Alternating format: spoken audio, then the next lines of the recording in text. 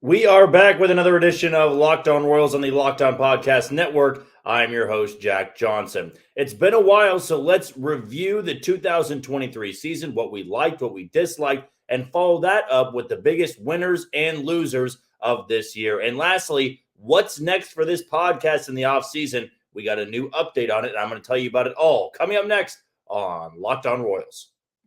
You are Locked On Royals, your daily Kansas City Royals podcast. Part of the Locked On Podcast Network, your team every day.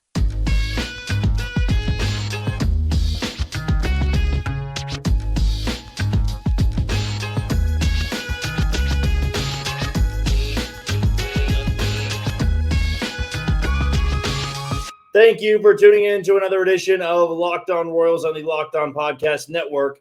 As always, I'm your host, Jack Johnson. You can follow me on Twitter at JohnnyJ_15. That's at JOHNYJ_15. And you can catch all of these podcasting episodes wherever you get your podcasts. That can be on Spotify. That can be Apple Podcasts, Amazon Music, Google Podcasts, and of course, you can always find us on YouTube. Since hitting that 500 threshold that we had before the end of the season, which thank you all for continuing to subscribe to this podcast.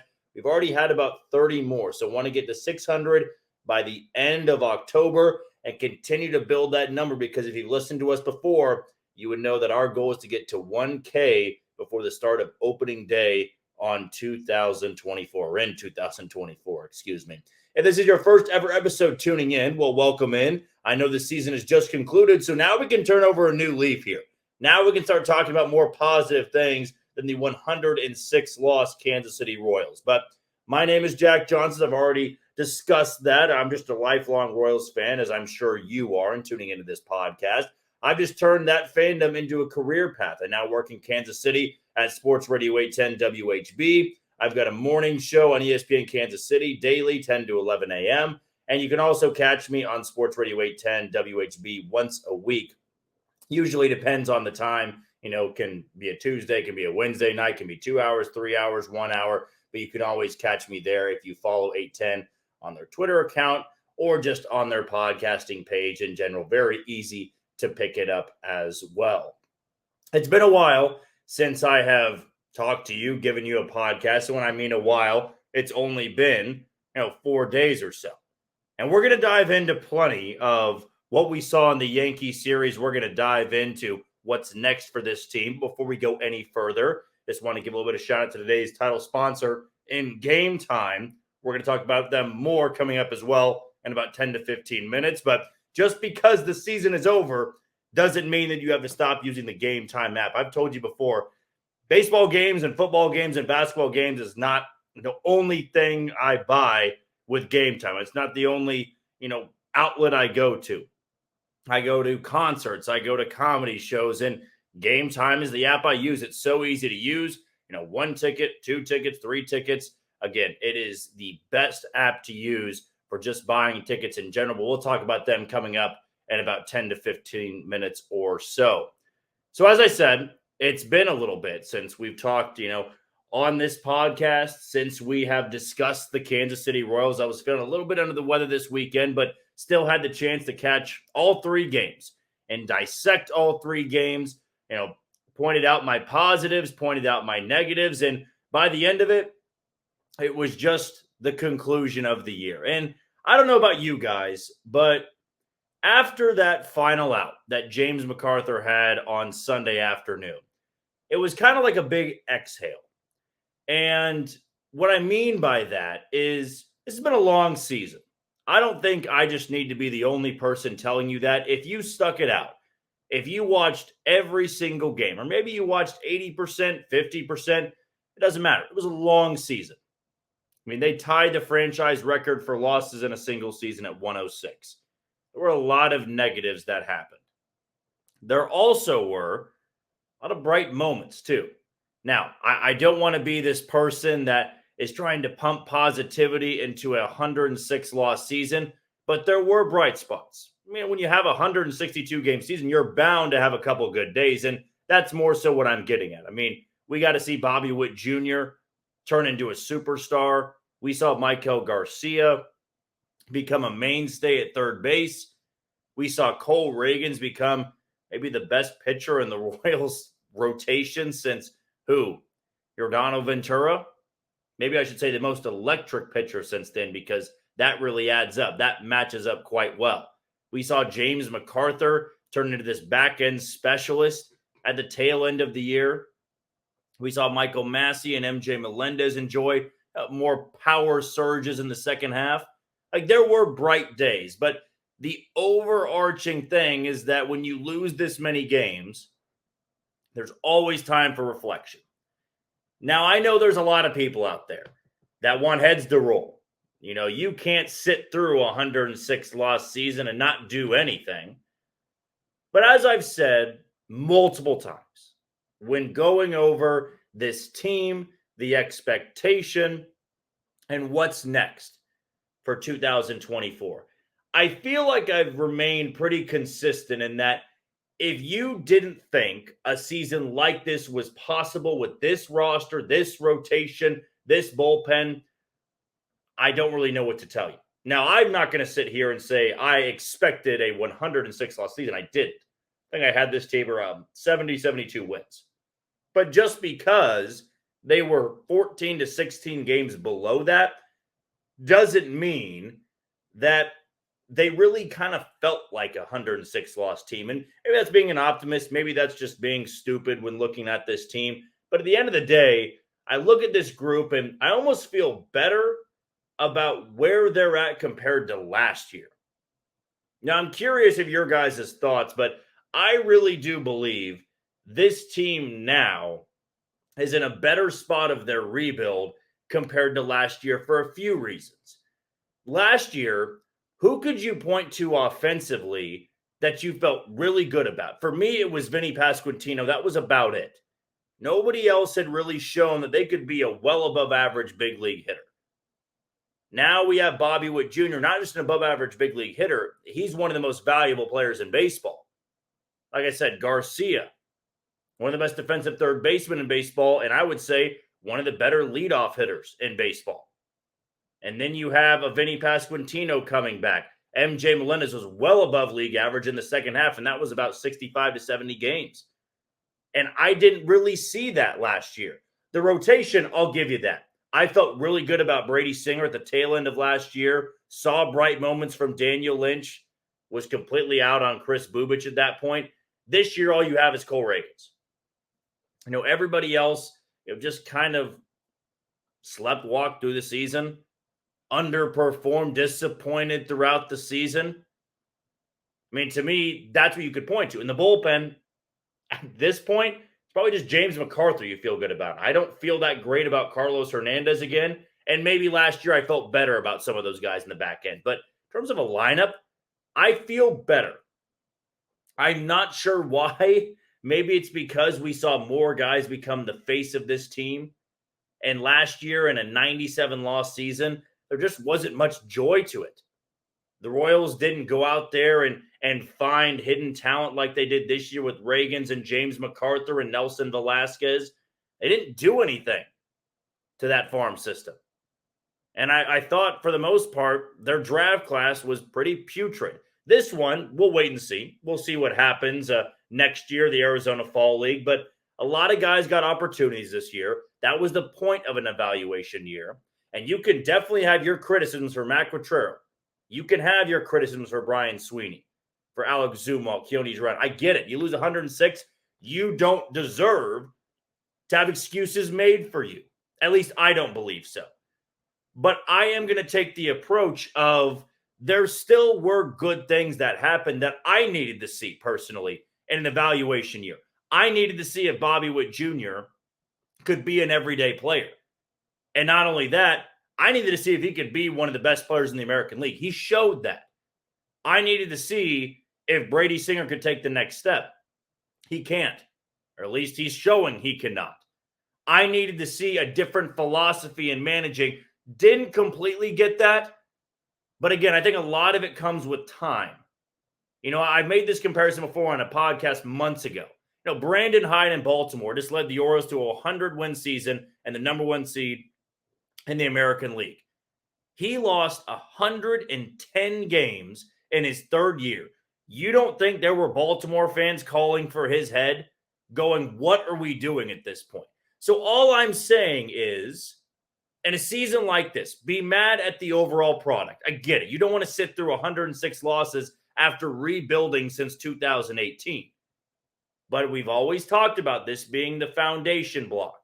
Now it's about building the next block, taking the next step. And we'll see what this offseason is all about. Like I said, I think it's going to be entertaining. You can believe me, don't believe me. Let me know in the comments on YouTube. Let me know on Twitter. Very curious of your guys' thoughts. And this week, we'll take a lot of time to review this season in full. This won't be the first episode that we kind of take a deep breakdown of this entire team, of this entire season, and the overall outlook for 2024. But the next thing we're going to talk about is the biggest winners and the biggest losers of this season. I got a couple of guys to list for you, and we're going to talk about it next on Locked On Royals. You are tuned into Locked On Royals on the Locked On Podcast Network. As always, I'm your host, Jack Johnson. You can follow me on Twitter at JohnnyJ_15. That's at JOHNYJ_15. Before we go any further, let's give a shout out to today's title sponsor in Gametime. I know the season is over. I know you may be thinking, well, I don't need to go to places. I don't need to go to concerts. I don't need to go to comedy shows. Well, if you do, if you're thinking about it, download the Gametime app right after this podcast episode and get to purchasing some of your tickets. That's just what I would do. That's what I've done for the last couple months here. And I used ticketing apps before, and Gametime is the one I love the best. Gametime is the easiest to use. 1 ticket, 2 tickets, 3 tickets, 4 tickets, doesn't really matter. It doesn't matter what event you're going to. They have got it locked down over there on the Gametime app. So again, here is what you need to do. Go and download the Gametime app, create an account, and use the code LOCKEDONMLB for $20 off on your first purchase. The terms apply. So again, create an account and redeem code LOCKEDONMLB. That's LOCKEDONMLB for $20 off on that purchase. So download Gametime today. Last minute tickets, lowest price guaranteed. There's a lot to get into with this season. There's a lot to go over. And I'm excited for what this podcast is going to bring you guys in the coming months. And we're going to discuss that in our third segment. So be sure to stick around for that. But when you break down a 162 game season, it can't really be defined. It can't be completely covered in one 30-minute episode or one 15-minute segment. It can't. You have to take this in bits and pieces, which is why I thought for this Monday, in the aftermath, hours, I wouldn't say hours, more than 24 hours since the Royals concluded game 162. A lot of these things are going to be broken down over time because we're going to feel differently about certain guys a month from now, because the Royals leading up to the winter meetings are going to probably start being mentioned and guys being traded, looking at free agents, whether that be international free agents, major league free agents, minor league free agents. We'll start feeling differently because if the Royals go out there and sign somebody for the rotation or the bullpen, you'll immediately think that maybe that player is better than who they are trying to replace. They go out there and sign a corner outfield bat, you'll think they're better than Drew Waters. So I think it's smart to go about this in a very meticulous way, that we may dedicate 3 episodes this week and going over certain guys. And as I said, with this segment, it's winners and losers. So let's get right into it and stop rambling on here and wasting your time about what may be coming down the road. Let's talk about the winners and the losers of 2023. We'll go a winner first and then pivot to a loser. And maybe that sounds harsh, but it's just a part of the segment here. Easiest winner of this season, it's Bobby Witt Jr. I mentioned this in the first part of the show. Bobby Witt Jr. needed to show the Royals this year that he was going to be a can't-miss guy. Because in that draft class of 2019, I remember this vividly, there were 2 guys overall that were can't-miss prospects. Like, no matter what happens, where these guys are going to, they're going to be studs. Adley Rutschman, Bobby Witt Jr. Now, Adley Rutschman flourished a little bit earlier than Bobby Witt Jr. I mean, he was in Baltimore last year, broke onto the scene. He's great behind the plate, gap-to-gap hitter, switch hitter, and Bobby Witt Jr. struggled. Defensively was well below average. The power was there, the speed was there, but is this a Adalberto Mondesi type of guy that stays healthy? Hey, those numbers may look really cool, a 2020 season, but at the end of the day, we need to see if this is a cornerstone piece. And we saw that in 2023. We definitely saw that. I mean, some of the iconic moments, the defensive web gems, the walk-off grand slam against Minnesota and Johan Duran, who we'll see in the postseason this year, or at least you'll see, the fan, not the Royals. But there were moments that were just great to watch. And now you're going to go to the ballpark in 2024 seeing more and more number 7 jerseys. You're going to see more network specials on MLB Network, ESPN, about Bobby Witt Jr. because he is a superstar. And I think it's only going to go up from here. Now the big question is, what is this contract going to look like? Because to me, he's the top priority. Before you start signing guys, before you start making trades, I'm trying to find a way to lock down Bobby Witt Jr. He's too good. He's too valuable. He's too important to this rebuild and to this team getting back to the postseason. You can't let this go on much longer because I believe he's only going to get better. So he's my first winner. We'll do 3 for each here, kind of going on the fly. The number 1 loser for me in 2023, I don't think is going to come as too much of a shock. It was Brady Singer. I mean, Brady Singer finished off 2022 about as good as you could. It was a guy that you felt like he's our number 1. He is going to be the opening day starter. Not worried about it. Stuff is electric. I mean, the strikeout numbers are going up. He's got the attitude of a number 1. He's stoic. He's got a starter frame, 6'5". You felt like this was all going to be put together, and it was a disastrous season. I mean, he goes to WBC. He was actually scheduled to start in that championship game against Japan because all the arms had kind of burned out, but it was his chance to shine. But the only outing he got was when he got roughed up against Mexico. It was ugly. And then we saw this season, he never really put it together aside from maybe a couple months. If that, it was probably more so 1 month. It was early on in the second half. Season was already in the tank. And it just wasn't good for 85 to 90% of this season. And now he's probably back in your rotation. And things got to change in a hurry. But he was my number 1 loser in 2023. Number 2 winner, pretty easy choice again. It was Cole Ragans. To see that you could go out there and get a guy like this, not give up a ton, not having to trade a young prospect. You got Cole Ragans for 30 innings of Aroldis Chapman and a Texas bullpen that never really got better.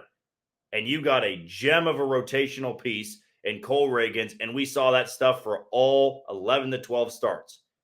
It was electric. And you want him to be maybe the opening day starter.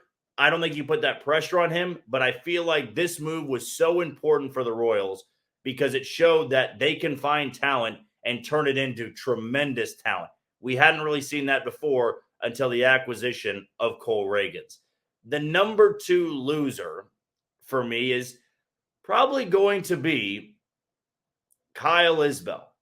It sounds weird, but let me explain myself. Kyle Isbell really needed this year. Now, I don't think he's going to be off the roster next year. I think they'll find a spot for him, but this was his chance to show that, hey, I'm the everyday center fielder. Don't worry about it. And I'm just not sure he hit well enough, even in the second half, to show I can be that center fielder every single day. Now, maybe I should replace him with Drew Waters because the oblique injury and then not really performing well the last half of the season, that can wear on you. That can impact your outcome. But to me, this was a big year for Kyle Isbell, and I just wasn't floored. Alex over at Royals Farm Report kind of convinced me a little bit, but I still think I was left wanting a little bit more. So I do unfortunate to put him on that list. The last winner that I have is going to be an obscure one because I could go with Michael Garcia. I could go with second half MJ Melendez. I could go with, Freddie Fermin, something like that. But to me, I'm going to go with James MacArthur also because of what he represented. I mean, when this guy made his debut, I don't think I ever needed to see him again. I mean, I sometimes rush to judgment, and that was one guy I certainly did. He's been flawless nearly flawless since that debut. And now I look at him as a back-end bullpen guy for 2024. And this is a guy that was a 26-year-old AAA pitcher. I mean, his career was almost finished. The Royals give him a chance. Disastrous debut, the debut from hell, one of my good friends Joel Penfield calls it. To me, though, this is just one of those spots where it shows, like the Cole Reagans thing, they can find talent and turn it into really good talent. I mean, James MacArthur was 4 for 4 in save opportunities. Who would have thought that after that debut? That's why he's my third winner on the list. The last loser I have is one I hate picking because I thought at one point he would be on the winner's list. It's Nick Pratto.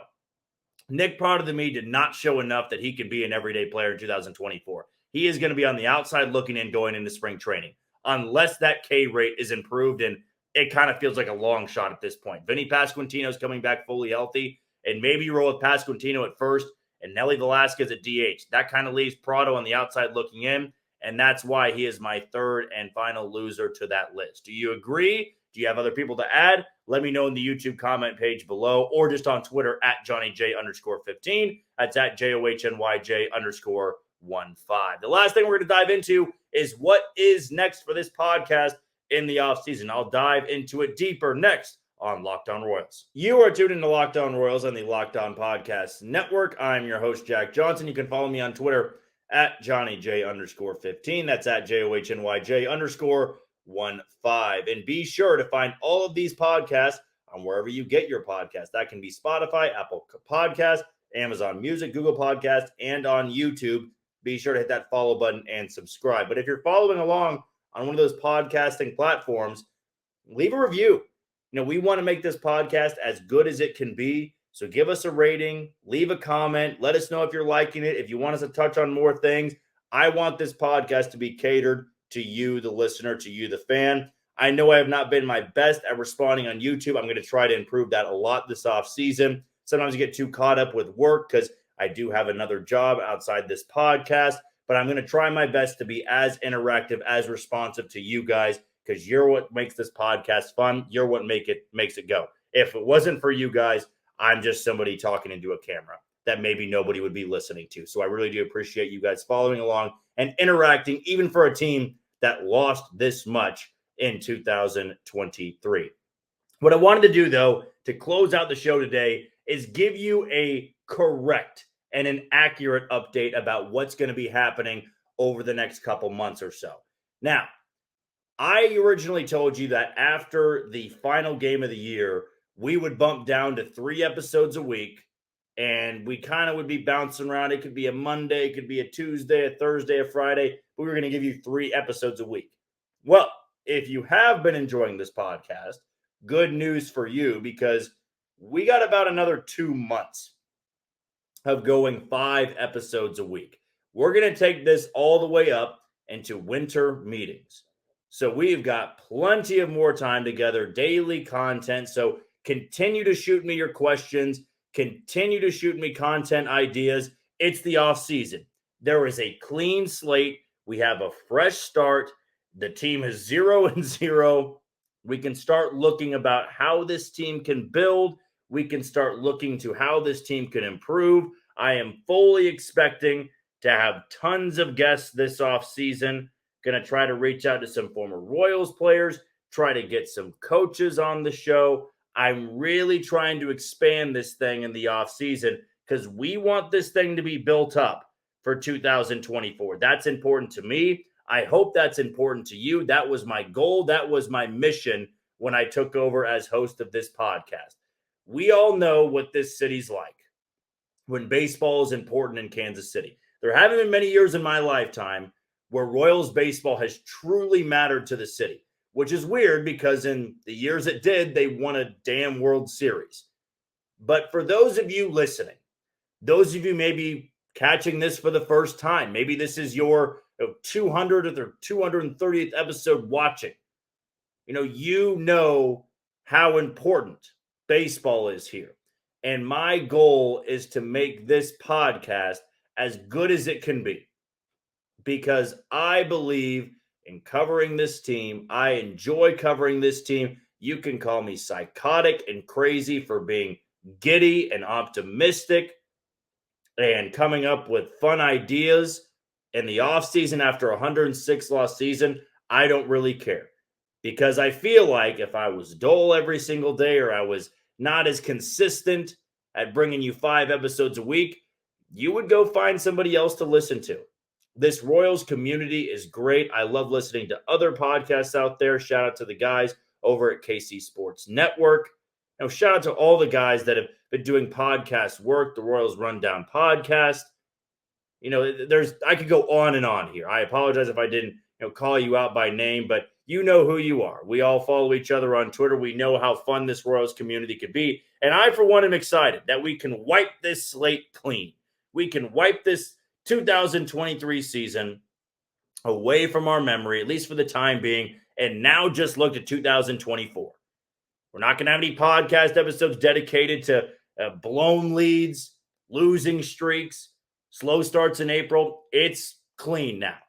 That slate is clean, and this podcast is going to have a very big offseason. We've got some fun things in store for you. I'm also looking into not just podcasting from here. Next year, the goal for us is to be able to take this on the road a couple of times. Go podcast in a city where the Royals are playing. I think we are really going to take this to new heights. But a lot of this also does depend on you guys sharing this, you guys telling your friends about Locked On Royals. Now, I can't tell you what to do. I can't force you to like the content, but I know a lot of you have given me great messages. You guys are fantastic. I'm always going to interact with you guys. And if you see me out at Kauffman Stadium next year, do not be afraid to come on by and say hi, because this is a big community. It's not one person. It's not two people. We are just average people covering a baseball team. So definitely come on by. Shoot me content ideas too, and I'll give you a shout out by name. If you're wanting to talk about something, you're wanting to dive into something, get my thoughts, just DM me on Twitter, message me directly, and I will put that in the podcast. Now, sometimes we have a loaded show. We might not get to it, but I promise you give me that question in the week, it will go in a podcast episode that week. I will dedicate an entire segment to it, as long as it's a juicy segment idea. If it's a smaller question, a quick answer, I will definitely give it a shout out in this podcast. But that's what's going to be changing in this offseason. We're going to get even more interactive. We're going to have more guests. And hopefully we can bring even more positivity to this group, to this team. That's what I'm hoping to get out of this. I'm hoping that this can really be a tremendous time to build the podcast.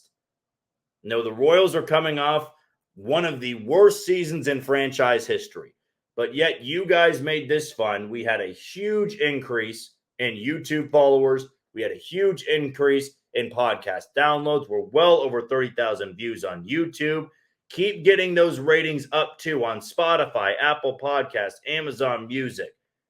Now, I know I'm using this more so as a plug episode to get this thing more popular, but I promise you, this offseason is not going to be dull. I'm not going to throw hypotheticals at you every single day or talk about past things. A lot of this is going to be brand new. A lot of this is going to be creative. So follow along, tell your friends, and we're going to get excited for Royals baseball this entire year. I'm going to try to build this up so that you are pumped up and ready to go for spring training. Hell, even pitchers and catchers reporting in spring training in 2024 out there in Surprise. I'm going to try to give the best possible content, and we're going to take this thing on the road next year. I started doing this mid-season. It was kind of an on-the-fly thing with work. We're going to get more of a schedule ironed out, and we're going to really try to build up this podcast episode. I know I've said that a lot. It sounds like the theme of today's podcast episode, but I wanted it to be known, just because it's the off season, this podcast is not going anywhere. We're going to have 5 episodes a week for the next 2 months.